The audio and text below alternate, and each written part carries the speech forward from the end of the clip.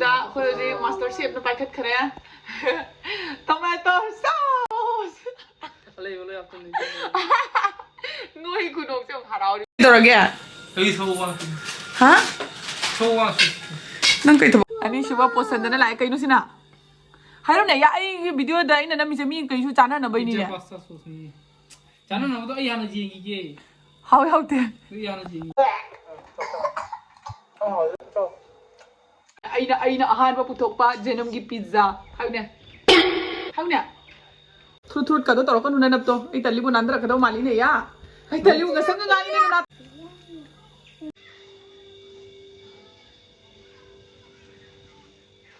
ngasi Sunday oibagi kai ko bisa sana ꯀꯩꯗꯔꯁꯤ ꯎꯗ꯭ꯔꯣꯅ ai do mama ga sam ken loibdo ꯄꯥꯏ ꯅꯁꯛꯇꯨꯒꯅꯦ ngasi koi ba chattoini ngasi khoi bani koi ba chattoine ai cha ka thongoroi ngasi ena wasakhrabani Sunday khudingi koi ba chattoni Sunday matam natabada temta koi ba phangde bako Sunday ja muga tani phangi ja sigai ja muna koi ba pubira du ngawrabo sum to de weather la o hogolo ka to gena nako fatro oida udrona chol kiro nang lakpada kainuni sukjam mami che tangine sukjam nang na nungsa sai ja ha chimeng jawe ado no amde nim ta dum phomung de hip lei gai bana kito han do je pizza sabagi le kibni khoi sai da si choina hawalage oi sina horasa nang hoitro haiti hawrala hawala la hawrala matam thiengre ba pung je timing jam ta jong tung pung je jong che nang chak khong di do ngasi Sunday na tro Sunday ra kai chak charodro na ai khong de hawala matam na manghala nu hawra nang ho ka ya akhoi bani homina sila ai help ko hoi tau ge la ai na hayo tumin pi ko la wai se chang pa la oi di la o thana fu ai ni ba kai puro wai no nang kang na bagi mi te i sal thong ra si nang da how godro ngo bu ni na ngasi khoi sai na maitai gi oiba pizza dori engonda machine pi je kai to ge hai to hai pizza dro garden dagi ngasa ko sai na higlak pane phadigom jenam loi lere sising je hap toini si chamdri natro ai cha awa phadigom su hap to ro mathau kana pangthu yojik ma ai ke to biroge tai pizza je packet thuga ro thota de na pike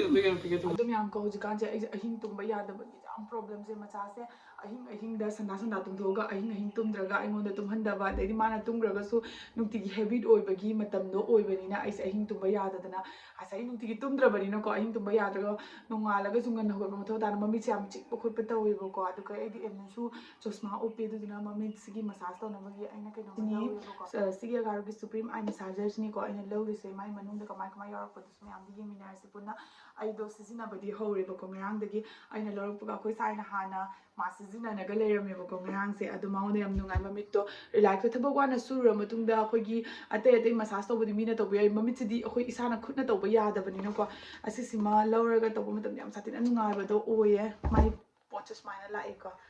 mai taraga amang ji june yengbuda khoi keino iru thokada kaman bani ba ko sige aibra tawbuda ngai se mod relax to ibra jamna sigo mod le kai dra ai video am talo ge na ko o si kuna si gi senatra do mod ne si mod ne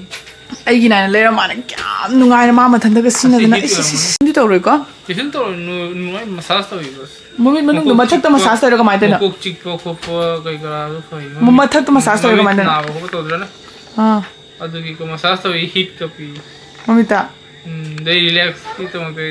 isai ga isai do kai no ai ta phangri se nang mathatra tapi na siga sound siga kanda siga magi metpham yawe sise power button ni ai simela aga kai nganga ido yeng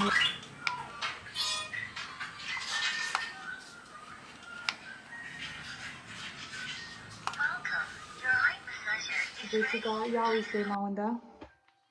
si hozik massage to ba hore ko siga soft mood ni massage to ri se isai su thai ko the power button siga amu melage ma strong mode, relax mode, sleep mode, wake up mode. ऐसे से mood मंगानी बको से यार से makal ki ado si last ki se temperature ni low temperature, high temperature, soft pressure. Siga pressure se siga piye ko yung.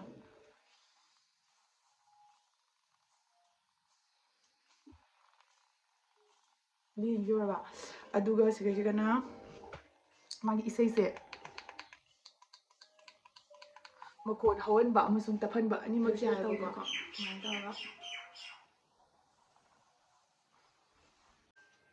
Sumay tawdoy ne. Yam relax oy manungda massage mai mona taw khutna tawba yadabdo man yam mona tawba tawe dai siga yung ne makhon ga yam na ing na chikna ahin tumba yadaba igi yam sathina nungai ko se simna ai massager se hachang raga tumba yadabdo yam sathina tum sit ko ne isei ga saglaga yam nungai bado oy ba relax so siga charge to ninga yaw e siga charge to raga sijina bido ne ko ne battery gumba kai gumba hapngai mathau ta de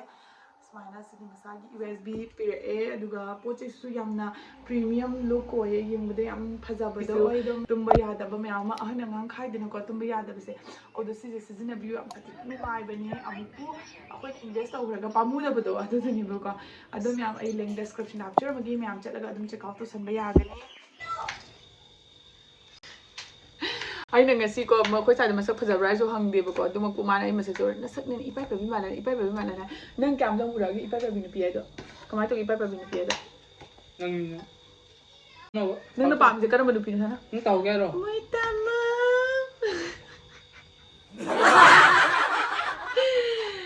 ai chalan jara age siro pam ja ha ye ngasi mi magi pizza se kamai to bu khot pa do adu lo kan mi am do ula age ko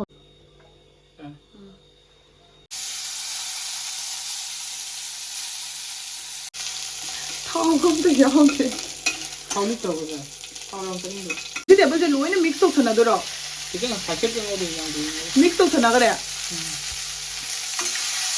nên giờ hao tôi có màn thể lực thế boy vegetable cái năng như cái gì có gì cái này mix base नहीं मानता भी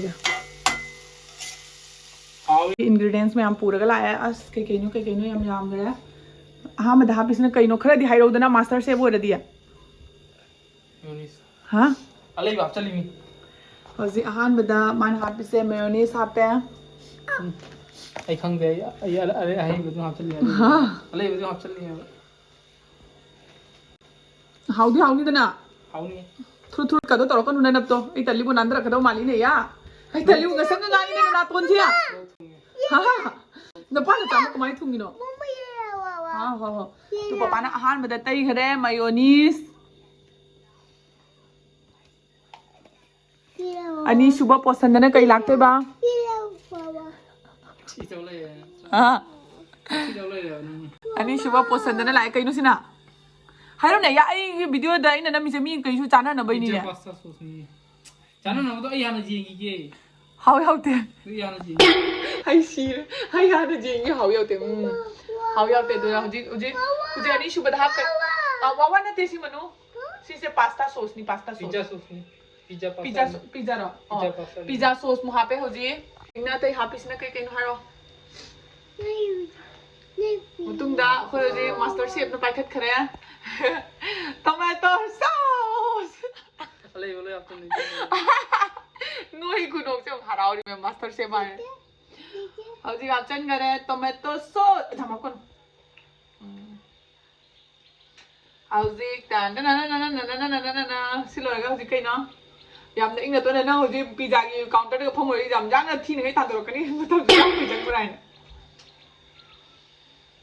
How's it have vegetables?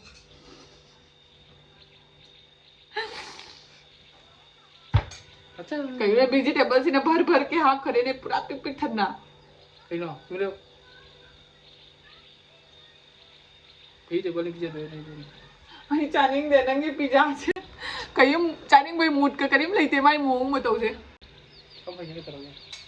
तभी तो like तभी तो like कहीं ना कहीं हम जामा भी गाँव और बखंग दिन तो जाने हम करा हमने गिने या इस तरह पूरे जामन करे नहीं या जाम से नहीं सब्जी चाट नहीं ना हो तो अहू मरी तो उसे अब भी जादो अहू मरी में सोता नहीं करता इंसान चावल सुनो मोरे नहीं ये नंगी पिज्जा 제놈기 피자. 하우네 아이나 아한바 부톡바 제놈기 피자. 하우네. 바바 로이나네 베지테블 매암네 로이 픽탄 가바. ꯄꯨꯡ ꯑꯅꯤ ꯇꯥꯁꯟꯈ꯭ꯔꯦ ꯃꯌꯥꯝ ꯑꯩꯈꯣꯏ ꯆꯥꯛ ꯏꯃꯥꯏ ꯆꯥꯛ ꯃꯥꯅ ꯊꯣꯡꯕ ꯂꯣꯏꯕ ꯉꯥꯏꯕꯗ ꯁꯤꯗꯣꯔꯦ ꯀꯩꯅꯣ ꯃꯅꯝꯒ ꯅꯝꯃꯤꯅꯦ ꯇꯜꯂꯤꯕꯨ ꯅꯪ ꯅꯅꯥꯛꯇꯨꯗ ꯄꯣꯠ ꯌꯥꯎꯏ ꯅꯪ ꯅꯁꯥꯅ ꯈꯪꯕ꯭ꯔꯥ ꯄꯥꯏꯊꯣꯔꯗꯤ ꯀꯃꯥꯏꯅ ꯇꯧꯅꯤ ꯅꯞꯈ꯭ꯔꯗꯤ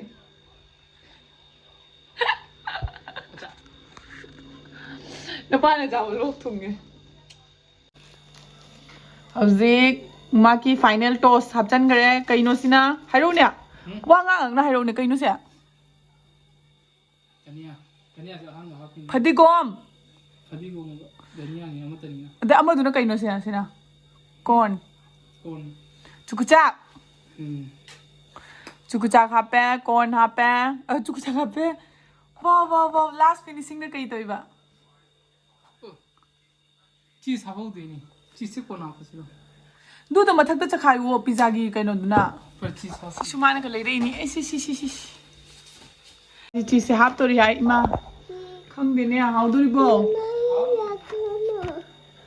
ꯀꯣꯏꯆꯦꯟ ꯆꯦꯟ ये काय सकरसे लोन लोरमी नंगना ꯑꯅꯤ ꯈꯛꯇꯅꯤ ꯅꯍꯥꯟ ꯇꯧꯕꯤꯅ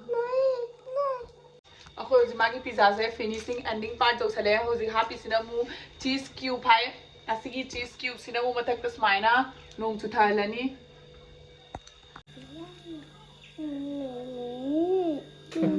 ꯌꯥꯔꯕꯣ काय चाय सी चायद्री ची एयर फ्रायर हापदगे होगा वाह मचा वाह एयर फ्रायर दा हापतोरे माय लेयर कसे हम चावरे नत्रा माय लेयर कसे हम साथीना चावरे नत्रा हावदे माले कया सेल्सियस से थंदबे देखी क्या है थंदबे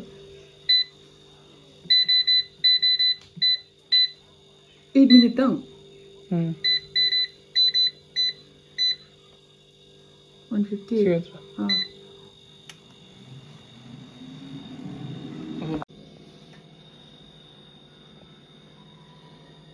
मैं म्यूजिक लोरे हम दो गया वाह तो कारे ने पर नंग चावनो ए चागे नंग कारे चावनो सम फजना मन नुसीबु कारे का न सारमनी ने नंगबो थोड़ा आ गया 이거 फजना तो बिनुमिन वावाना तौरगा नंग चुको ꯀꯩ ꯇꯧꯔꯒꯦ ꯁꯤ ꯁꯣꯝꯕ ꯖꯩꯁꯦ कारे मत होजी तो चुको तो तो कई कारे न कोकु गाली ने ꯀꯥꯏꯔꯝꯃꯗꯤ ꯅꯀꯣꯛꯇꯨ ꯀꯩꯅꯣ ꯈꯨꯁꯥꯒꯤ ꯄꯤꯖꯥ ꯔꯦꯗꯤ ꯃꯥꯒꯤ ꯖꯦꯅꯝꯒꯁꯨ ꯌꯥꯎ ꯌꯦꯡꯉꯣ ꯍꯥꯎꯗꯤ ꯃꯥꯜꯂꯦ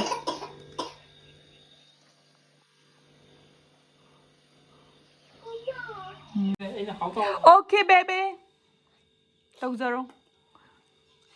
ꯋꯥꯁꯦ ꯑꯃꯨꯛ ꯉꯥꯡꯈ꯭ꯔꯖꯥꯠꯅꯤꯕꯨ ꯑꯣ ꯆꯠꯁꯦ ꯑꯩꯈꯣꯏ ꯀꯛꯅꯕꯒ ꯂꯩꯖꯗꯦꯕꯀꯣ ꯑꯗꯨꯅ ꯊꯥꯡꯅ ꯑꯗꯨꯝ ꯀꯛꯑꯒꯦ ꯊꯥꯡꯅ ꯄꯨꯔꯛꯑꯣ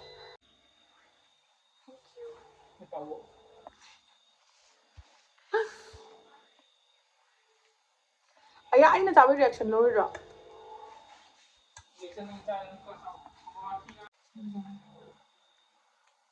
ꯑꯗꯨꯝ ꯌꯥꯝ ꯑꯝꯇ ꯆꯥꯔꯛꯑꯒꯦ ꯅꯪꯅ ꯊꯣꯡꯉꯤꯅꯤ ꯑꯩꯅ ꯇ꯭ꯔꯥꯏ ꯇꯧꯗꯣꯏꯅ ꯃꯍꯥꯎꯗ ꯍꯥꯎꯔꯛꯀꯦ तौबिनु ꯆꯤꯌꯔꯁ ꯃꯌꯥꯝ ꯑꯝꯇ ꯆꯥꯔꯛꯑꯒꯦ ꯑꯗꯨꯝ ꯃꯍꯥꯎꯁꯦ ꯅꯪꯗ꯭ꯔꯕꯣ नंगबो अय हां चादना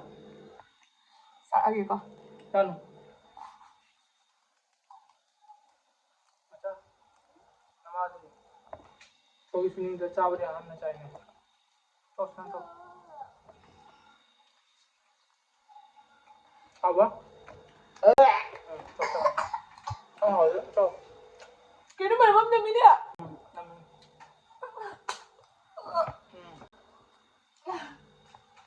How did niya? How did ka? How did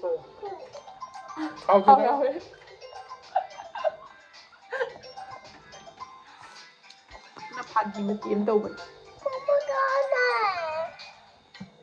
जय हिंद सर जाम साहब हाँ हाँ बताओ माँ पापा लाख रहे ना तेरी पता ना रिएक्शन में पी के तो बा कैसे ꯑꯗꯣ ꯑꯩꯅ ꯔꯤꯌꯦꯛꯁꯟ ꯄꯤ ꯂꯩꯔꯒꯗꯤ ꯑꯩ ꯆꯥꯕꯗ ꯐꯪꯍꯧꯔꯣꯏꯗꯣꯔꯤꯕ ꯑꯗꯨꯗꯨꯅ नहीं तो उसके आपके पास था ना वो दूसरी जगह से लाया था ऑप्शन में से लाया पर पिरोन है हाउते हर का चा ना थिबोंग लाओ से पिरो से और ये थोंगे चा ꯅꯪ ꯑꯃꯗꯣ नंग ने ngọ पिरो ꯀꯩꯒꯤ ꯆꯩ ꯆꯥꯅ ꯊꯕꯛ ꯇꯧꯅ ꯆꯥ ꯄꯤꯔꯣ ꯁꯦ ꯑꯁꯤꯒꯤ ꯑꯉꯥꯡ ꯌꯦꯡ ꯂꯩꯔꯦ ꯄꯤꯔꯣ ꯆꯩ ꯆꯥꯅꯤꯡꯉꯦ ꯅꯪ ꯃꯇꯝ ꯆꯥꯗꯅ ꯑꯃꯈꯛꯇꯪ ꯆꯥꯎꯗꯤ ꯃꯁꯥꯏ ꯑꯃ ꯄꯤꯔꯣ ꯌꯥꯝꯅ ꯍꯥꯎꯈ꯭ꯔꯦ ꯑꯗꯨꯒ ꯉꯁꯤꯒꯤꯁꯤꯗꯤ ꯚꯤꯗꯤꯑꯣꯁꯦ ꯁ꯭ꯋꯥꯏꯁꯤꯗ ꯑꯗꯨꯝ ꯂꯣꯏꯁꯤꯟꯖꯔꯒꯦ ꯑꯩꯈꯣꯏ ꯁꯥꯏꯅ ꯍꯧꯔꯒ ꯄꯤꯖꯕ ꯄꯤꯖꯥꯁꯦ ꯌꯥꯝꯅ ꯍꯥꯎꯈ꯭ꯔꯦ ꯅꯦꯛꯁꯇ ꯀꯔꯤ ꯔꯦꯁꯤꯄꯤꯕꯨ ꯃꯥꯅ ꯄꯨꯔꯒ ꯂꯥꯛꯄꯗꯣ ꯃꯌꯥꯝꯗ ꯁꯤꯌꯔ ꯇꯧꯖꯔꯛꯀꯦ ꯃꯥꯅ ꯄꯨꯔꯛꯄ ꯔꯦꯁꯤꯄꯤꯁꯦ ꯃꯌꯥꯝꯁꯨ ꯑꯗꯨꯝ ꯄꯥꯝꯃꯦ ꯑꯗꯨꯅ ꯍꯧꯕꯤꯕꯅꯤ ꯃꯆꯥ ꯃꯅꯨ ꯁꯥꯔꯤ